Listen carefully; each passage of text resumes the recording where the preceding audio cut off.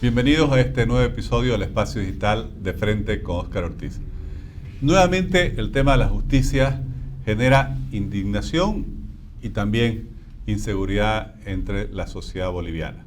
Hoy conversaremos al respecto con el doctor William Herrera, quien es doctor en Derecho, especialista en Derecho Constitucional, autor de numerosas investigaciones y publicaciones sobre la materia y además profesor universitario. Muchas gracias, doctor Herrera. Gracias a vos, Oscar. Doctor, ya nadie entiende la situación de la justicia en el país. Durante mucho tiempo la crítica ha sido que tenemos cientos o miles de personas con detención preventiva, sin condena y muchas veces sin juicio y que se quedan en esa situación indefinidamente.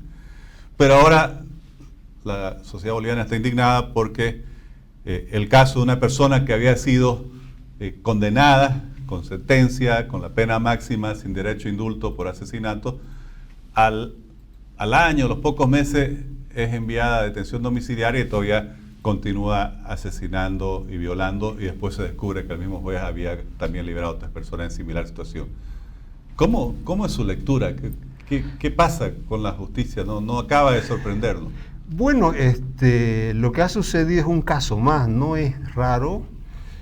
Sucede en muchísimos casos. El problema es que no todos llegan a la opinión pública, no todos trascienden. Hay casos grandes, casos pequeños, medianos, más largos, más cortos, como quiera llamárselo.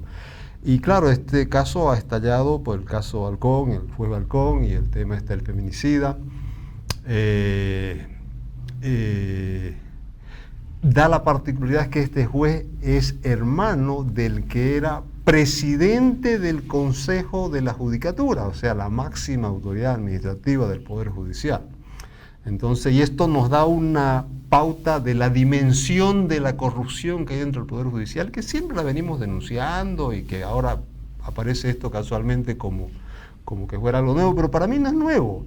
Insisto, esto es una dinámica común y corriente en el Poder Judicial. Yo lo he dicho muchas veces, hay excepciones, hay buenos jueces, son una minoría, pero hay.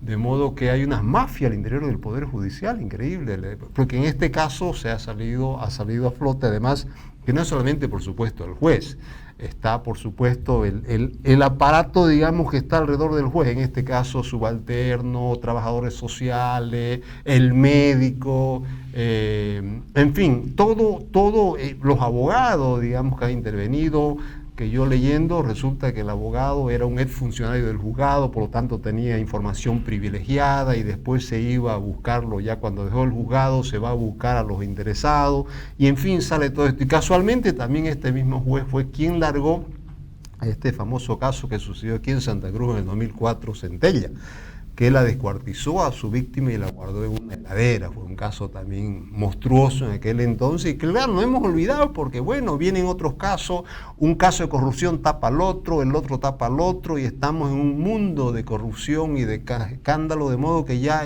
uno pierde la cuenta, el hilo.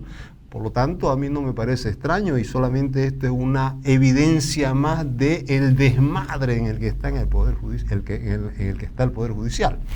Entonces pone a flote o saca otra vez a flote los niveles de corrupción, la falta de credibilidad y el manejo totalmente, digamos, mafioso ya que hay dentro del Poder Judicial. Entonces esto se ha vuelto insostenible y ha generado, por supuesto, toda una indignación a nivel de la opinión pública y que, pues, casualmente, digamos, si vale el término, está por venir el relator para la independencia judicial de las Naciones Unidas, Diego García Sayán. Van a haber algunas actividades en esta semana. Entonces, y bueno, todo esto tendría que encadenar, creo yo, en una gran reforma integral en lo posible del Poder Judicial, porque como está, resulta insostenible.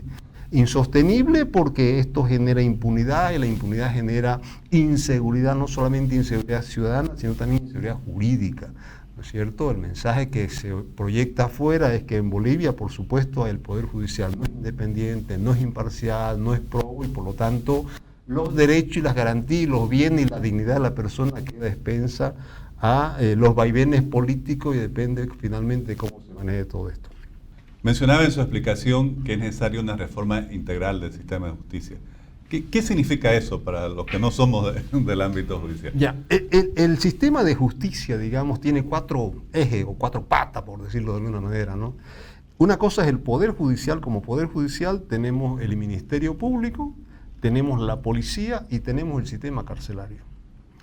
De nada sirve, o de muy poco serviría, que funcione a la perfección, por decirlo así, el Poder Judicial, todo lo que son los jueces, tribunales, Corte, Tribunal Supremo, etcétera, etcétera. Si el Ministerio Público, que es una pieza importantísima, de modo que es el que acusa en los temas penales, no funciona, digamos, no se pone a tono con el Poder Judicial. Y como también en teoría es independiente, entonces, claro, aquí hay 2 piezas clave, que es lo más común, lo más visible, Poder Judicial y Ministerio Público. Pero también la policía es el brazo armado que le da apoyo, en este caso, al Ministerio Público. Entonces, si funciona bien el Poder Judicial, funciona bien el Ministerio Público y no abarcamos en esa reforma a la policía, por lo menos en lo que hace al apoyo, en este caso técnico, que le da al Ministerio Público, quedamos igual corto. Pero además, si no vamos un poco más allá, que es el sistema carcelario, que de eso sí no se ha ocupado nadie desde la fundación de la República. Aquí nos acordamos del preso, de meterlo, y nadie se preocupa si hay terapia ocupacional, si se rehabilita, si no se rehabilita, si quedó bien, si quedó mal, si quedó torcido, si se enderezó, si se arrepintió, nada. Por cierto es que nosotros sabemos que los hechos más violentos son los hechos consumado generalmente por aquellos presos que acaban de salir de la cárcel. Entonces, esta es la prueba de que entran a la cárcel para reformarse, para reconducirse, para arrepentirse y salen peor de lo que entraron. Entonces, aquí también hay un problema. La pregunta en esos casos es: ¿para qué es la cárcel si entran y salen con conocimientos especializados en técnicas delictivas?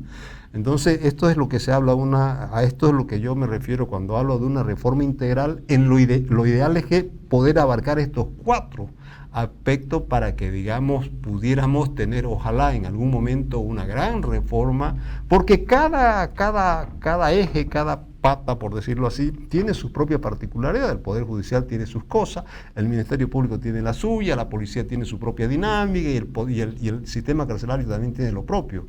Son cosas independientes, pero que llega el momento están íntimamente relacionadas, y por eso se habla de que el sistema, por lo menos el sistema judicial, otros hablan del sistema penal mucho más específico, incluye estos 4 ejes centrales del sistema. Usted mencionaba de que hay problemas que prácticamente se arrastran desde la Fundación de la República, y estamos por cumplir ya 200 años y parecen que no solo no se solucionan, sino que empeoran. ¿En qué fallamos? Porque no es que no se conozcan las soluciones, hay personas como usted y muchos otros expertos en la materia, hay experiencia internacional que podemos mirar y aprender. ¿En qué fallamos? ¿Por qué no podemos avanzar en este tema? Porque el sistema judicial le conviene particularmente al MAS que funcione como está funcionando, porque le funciona muy bien para sus intereses políticos. Es más, yo sigo creyendo que al MAS no le interesa una reforma. Esta es la justicia del MAS. El modelo de justicia del MAS ha fracasado y ellos no lo quieren reconocer así. Pero ha fracasado porque los resultados están ahí. No me lo estoy inventando yo, está ahí la realidad y esos son los resultados. Entonces, todos los gobiernos siempre han buscado la forma de cómo tener el control del Poder Judicial para sus fines políticos. Esto es un tema histórico, no solamente de Bolivia, de toda Latinoamérica, pero particularmente ahora la cosa ha sido mucho más grosera, por decirlo así, porque claro, está Yanine Áñez, está Pumari, hay un montón de gente presa que, si hubiera un Poder Judicial independiente, posiblemente no estuviera en esas condiciones. Yo no estoy protegiendo ni queriendo salvar a nadie, yo defiendo principios. Aquí no hay lo que se conocen como las garantías del debido proceso. Precisamente por eso, si hubiera un Poder Judicial independiente, fortalecido, imparcial, no sucedieran esos abusos que se están viendo. O el caso Londras, donde los presos le ofrecen garantía al fiscal para ir a un proceso. Es una cosa de loco, esto es un desmadre terribólico. Entonces, por eso es que sucede esto, y por este por esta debilidad de las instituciones. Lo que nos falta es instituciones, es estabilidad institucional, hay que fortalecer a las instituciones y finalmente es el Estado, porque detrás de todo esto está el Estado. Se administra justicia en nombre del Estado boliviano. El juez dicta una sentencia, una resolución en nombre del Estado, no lo hacen a título personal. Entonces, para mí el que está podrido es el Estado. Por eso hay contrabando, por eso hay inseguridad, por eso hay todo lo que hay, digamos, ¿no es cierto? Y hay unos pequeños estados dentro del Estado, Chapare no entra nadie, digamos, ¿no es cierto? Entonces, esa es la situación en la que estamos. Entonces, nos falta fortalecer las instituciones y nos falta fortalecer finalmente al Estado. Y esa es una responsabilidad de la clase política, obviamente. Así es. Frente a la indignación popular que ha causado este caso, el gobierno anuncia la convocatoria a una nueva cumbre por la reforma de la justicia. ¿Qué expectativa le genera? Yo soy escéptico porque han habido muchísimas cumbres, ¿no es cierto? Con diferentes nombres, cumbre, mesa redonda, no sé qué más han estado llamando, salió una ley, han habido, creo que esta es la cuarta cumbre política, y no da resultado porque el otro gran problema es la falta de legitimidad, la falta de credibilidad. Entonces, si la reforma o las mesas redondas la van a hacer exclusivamente el gobierno y nadie le cree al gobierno, por supuesto que eso va a fracasar. De hecho, han habido muchos intentos de reforma que no han funcionado. Entonces, el gran desafío para mí es conseguir un gran pacto político, un gran acuerdo nacional entre los poderes del Estado, digamos, ¿no es cierto?, los 3, 4 poderes del Estado, más los partidos políticos y las instituciones representativas. Porque si no tenemos la capacidad de llegar a ese gran pacto social o político, como quiera llamársele, cualquier intento de reforma va a fracasar. Porque, insisto, han habido muchos, pero si no tienen legitimidad, si no tienen credibilidad, hay que buscar gente que sea creíble. No hay gente creíble, nadie le cree al gobierno, nadie le cree al ministro de Justicia, nadie le cree a la justicia. Entonces, si ellos van a hacer una reforma entre ellos, no va a funcionar. Acaba de conformarse una comisión para investigar el tema de los feminicidios y que los jueces de ejecución penal a cuántos feminicidios han soltado. Hacer una comisión entre todos los poderes del Estado para un tema administrativo, de cuestión de llamar a los juzgados y verificar si están sus presos o no están, me parece un despropósito, ¿no es cierto? Pero bueno, eso es para distraer, eso es para adormecer un poco la opinión pública y aparentar que están haciendo cosas cuando en el fondo lo que se demanda es otra cosa. O asumimos las cosas con un poquito de seriedad y vamos a hacer una reforma integral del sistema judicial, o lamentablemente la propia sostenibilidad y viabilidad del Estado cada vez se pone mucho más en cuestión. Usted mencionaba que la reforma o el nuevo sistema de justicia que plantea la actual Constitución ha fracasado. Y en poco tiempo más habrá que elegir nuevamente candidatos. En enero del año pasado, al año que viene. Y se someterá al voto popular, algunos nombres. Sabemos que por un lado hay una inmensa desconfianza de cualquier intento de reforma constitucional, porque el mismo podría ser desvirtuado y aprovechado políticamente para otros fines. Y por otro lado, este es un sistema que ha fracasado reiteradamente. Usted que es un estudioso del tema, ¿cómo analiza esta situación? ¿Hay alguna salida? Yo creo que la salida, una posible salida sería tratar de repetir el procedimiento que se hizo en su momento, aquella vez por los años 90 y pico de la Corte Electoral, cuando evidentemente la banda de los 4 hizo presidente al tercero y todas estas cosas. Y se puso ahí al frente al doctor Huáscar Cajía, un tipo impecable, un tipo que tenía mucho prestigio. Y nadie puso en cuestión, digamos, las decisiones de esa corte. Se corrigió totalmente todo. Otro ejemplo, el primer Tribunal Constitucional, allá por el año 2099 que se eligió, fue gente muy representativa, nombres que salieron por consenso. Entonces, algo así hay que hacer, no hay otra, porque claro, las instituciones son neutras, no son buenas ni son malas, depende de quién está al frente. Y aquí es un problema lamentablemente personal, nadie cree en las actuales autoridades. Entonces, esto pasa por cambiar, incluso yo creo que hay que introducir de nuevo o restituir en todo caso la figura del juez ciudadano. Porque el juez ciudadano lo que hacía, entre otras cosas, más allá de democratizar el sistema judicial, era precisamente devolverle la confianza al ciudadano, que el ciudadano sepa que otro ciudadano lo estaba juzgando. Y yo personalmente creo mucho más en el juez ciudadano que en un juez técnico. Entonces, esto también hay que tomarlo en cuenta. Pero básicamente yo creo que la designación de las nuevas autoridades podría pasar por una cosa así, que se busque un grupo de gente representativa, meritoria, que las hay, ¿por qué no? Tiene que haber. Hay 83.000 abogados en Bolivia. Y no sé, que la Asamblea en algún momento lo que haga sería una suerte de validación de esos nombres y por esa vía se resuelve el problema. Pero claro, todo esto depende de que haya un gran acuerdo político. Los acuerdos políticos han existido siempre para crear el Tribunal Constitucional, la Defensoría del Pueblo, el propio Consejo de la Judicatura, ya por el año 92 fue producto de un acuerdo. Se cita mucho el Pacto de la Moncloa, por ejemplo, otro gran acuerdo en España que resolvió muchísimos problemas. Entonces, yo creo que el nivel de desmadre en el que estamos exige un renunciamiento del gobierno, sobre todo, de que tenga la capacidad y la visión de poder convocar a la fuerza representativa y hacer un gran pacto, un gran acuerdo. Es la única forma de momento que yo veo para resolver todos los problemas. Porque si no hay acuerdo, y si no se toma en cuenta en este caso a la sociedad civil, cualquier reforma va a fracasar. Ahora, doctor, normalmente discutimos, analizamos, debatimos cómo se elige y los problemas que tiene la selección y la elección de los altos magistrados, el Tribunal Constitucional, el Tribunal Supremo, pero se hace muy poco acompañamiento y casi se desconoce cuándo, cómo se eligen a los jueces. Los fiscales son más del 90% interinos, tengo entendido. Una vez realicé una investigación desde el Senado y las convocatorias para nuevos jueces no se publicaban en ninguna parte, apenas salían en una página web que nadie se entera cuando se lo publica. ¿Qué hacer para que se mejore no solo el nivel superior, sino también al final el ciudadano, a quien llega primero? Hasta que llegue a Sucre van a pasar varios años, pero claro, su suerte la deciden en las primeras instancias. Hay una figura que es la carrera judicial. Hay carrera judicial en los papeles, tanto carrera judicial como carrera fiscal. El problema es que no se cumple, no se lo hacen, porque era parte o es parte, digamos, de toda esta intromisión política en el Poder Judicial.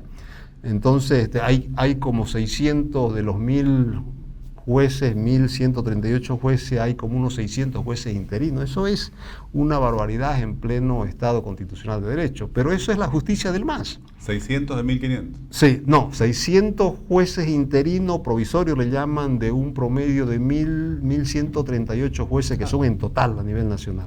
Obviamente que hay que... Claro, obviamente que hay que duplicar este número de jueces, ¿no? Pero para eso, digamos, hay una escuela de jueces que tampoco no está funcionando. Entonces, ¿y es cierto que además el 90% de los fiscales son interinos? Sí. Entonces, lo que hay que hacer es una reingeniería al interior del Poder Judicial, porque claro, se eligen como 56 autoridades, pero eso es solamente la cabeza, y debajo de la cabeza pues hay todo el cuerpo, digamos, de jueces y fiscales, que por supuesto ahí es donde viene el tema de la carrera judicial. La escuela debería estar formando jueces. Obviamente también tienen que ver mucho las universidades, los colegios de abogados, la sociedad civil, las academias, los colegios profesionales, los empresarios, pues la COP, todo el mundo debe meterse. La justicia es transversal a todos. Eso es un mito y hay que desmitificar ese cuento de que la justicia es un problema de los jueces, fiscales y policías. No, la justicia es un problema del Estado y se administra justicia en nombre del Estado, por lo tanto es transversal y nos interesa a todos. Desde ese punto de vista, todos deberíamos ser convocados para tratar de resolver el problema. Doctor, y desde esta perspectiva que usted analiza con tanta claridad, ¿qué implica toda esta carencia de un verdadero sistema de justicia para el Estado, para la sociedad, para las mismas personas? Bueno, vamos a cumplir 200 años de vida republicana, digamos, y no es posible que lleguemos con este sistema judicial como está, ni con el Estado que tenemos. Yo creo que ahí hay una gran deuda pendiente del propio Estado y de la clase política de no haber asumido su papel y su responsabilidad en todo esto, digamos, de haber construido instituciones, haber fortalecido las instituciones para recibir el centenario en otras condiciones. Si no, vamos a ir a la cola. Ahorita en el ranking, digamos, ranking internacional que hay del Poder Judicial, estamos pisándole la cola a Venezuela. Gracias a Venezuela no somos los últimos, creo, algo así. ¿Te das cuenta del nivel hasta dónde hemos llegado? Y este es un problema político, por eso es una responsabilidad política, pero también, por supuesto, hay una corresponsabilidad de la sociedad civil, digamos, ¿no? La sociedad civil organizada, la oposición, los partidos políticos, las instituciones, porque, insisto, nos debe afectar a todos. Entonces, en algún momento tenemos que tomar esto en serio. Doctor, le agradezco muchísimo, como siempre, por compartir su análisis, su conocimiento sobre un tema tan álgido y además de tanto interés para la vida y la seguridad de los propios ciudadanos. Gracias a vos. Gracias.